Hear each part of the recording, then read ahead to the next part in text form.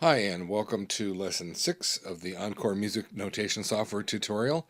In this lesson, we're going to talk about time signatures, and I know we talked about this earlier in an earlier tutorial, but I wanted to come back and mention some of the features that we did not talk about earlier. So the way you get to time signatures and to change time signatures is you go to where it says Measures, and then down here to where it says Time Signature. And notice that there is a shortcut. It's Control, Alt, and T. So we can come back and talk about that later. We can use that later. So just click on that and it brings open a window and it shows us the selection for time signatures for the piece of music we're working on. The top part here talks about how effective the time signature change is going to be. So it's going to start in this one at measure 1, and the default is to go to the same measure to affect only one measure. So measure 1 to 1.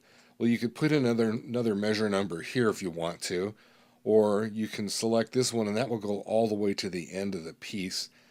And so you could select, in this case, there's 15 bars in this piece. That was the default that was set up.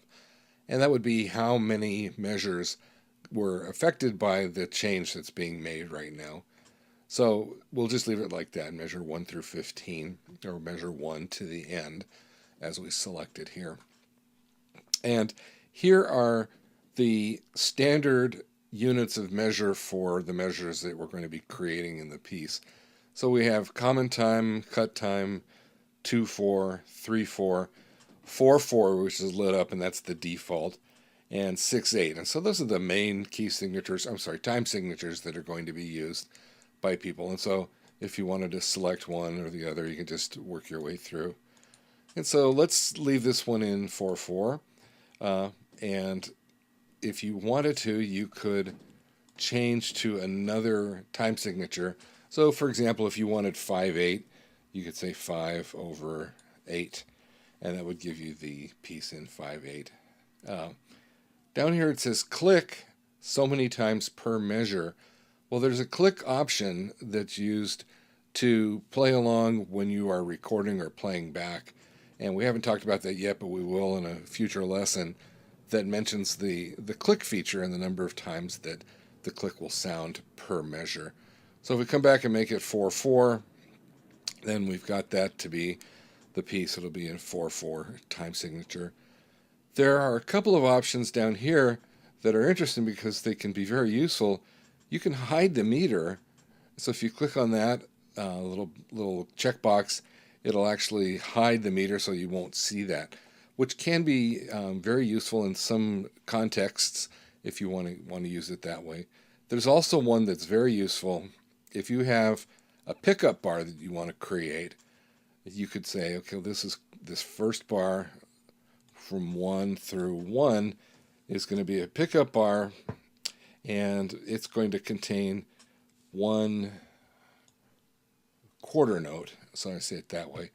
And if I then put that in, then what I've just done is I've made this first bar, you can't see it, but I've made the first bar into a bar of 1/4, that's a pickup bar.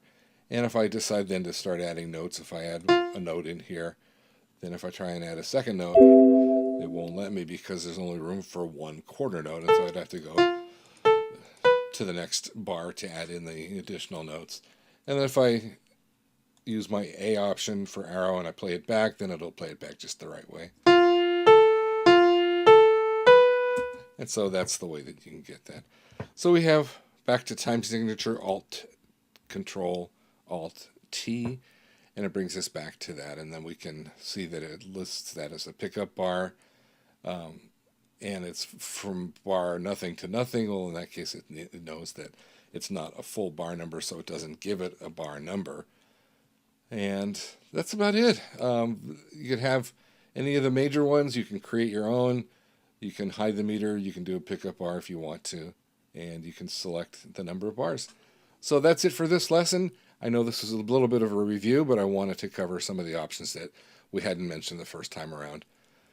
So if you are interested in future tutorials, take a look at my website, which is listed here.